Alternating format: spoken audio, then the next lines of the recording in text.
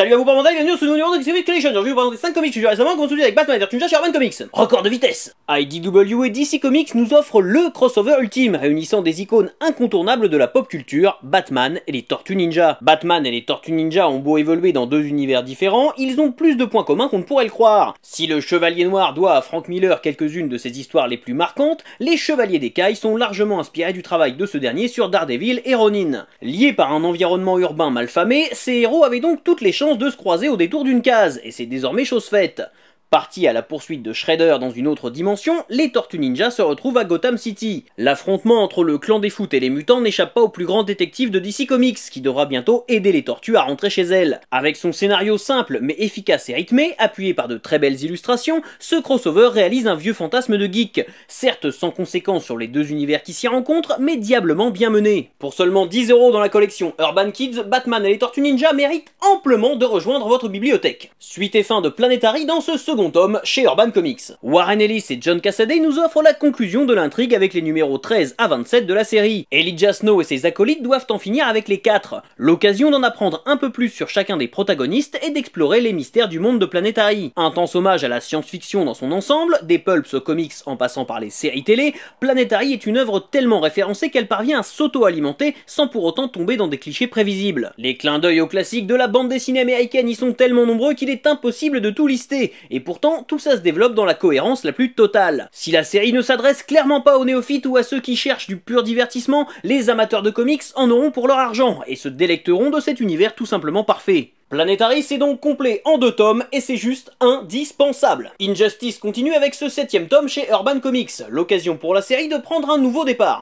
Injustice, les dieux sont parmi nous n'aura jamais aussi bien porté son nom, puisque c'est maintenant au tour des dieux de l'Olympe de prendre part au conflit entre Batman et Superman. Alors que Batman semble avoir disparu, Superman est toujours à la recherche d'un moyen de faire définitivement taire la rébellion qui s'oppose à son régime totalitaire. Les deux héros, maintenant adversaires, devront faire appel à leurs alliés les plus puissants lorsque les dieux de l'Antiquité viendront mettre leur grain de sel dans ce conflit. Wonder Woman, prise entre deux feux, devra choisir son camp et mener un combat plus difficile que jamais.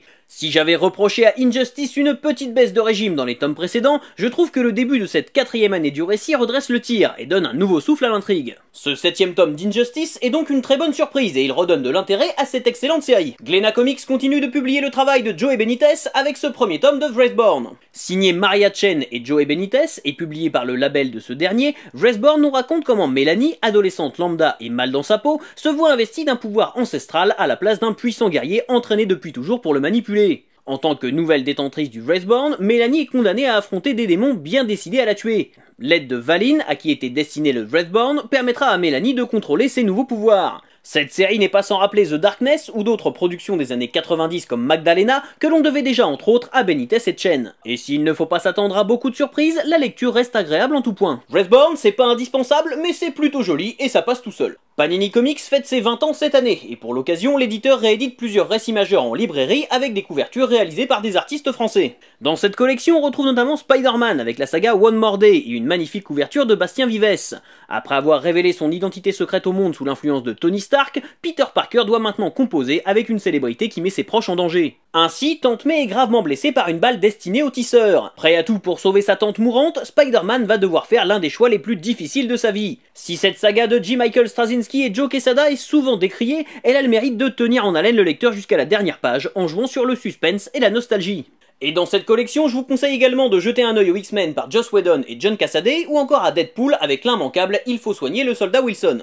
Et enfin pour terminer, pourquoi les invasions aliens commencent-elles toujours à New York ou à Tokyo? Pourquoi pas à Metz par exemple? C'est l'idée de base de Bertrand Kefterian, Zone 57, une série made in France dont je vous avais déjà parlé et dont le second numéro vient de paraître. N'hésitez pas à la découvrir, c'est très fun et ça permet de soutenir des créateurs bien de chez nous. Voilà, jusqu'à la prochaine fois, je compte sur vous pour avoir de saines lectures. Si vous aussi vous avez lu ces comics, n'hésitez pas à me laisser votre avis dans les commentaires et n'oubliez pas de vous abonner à la chaîne pour ne pas rater la prochaine.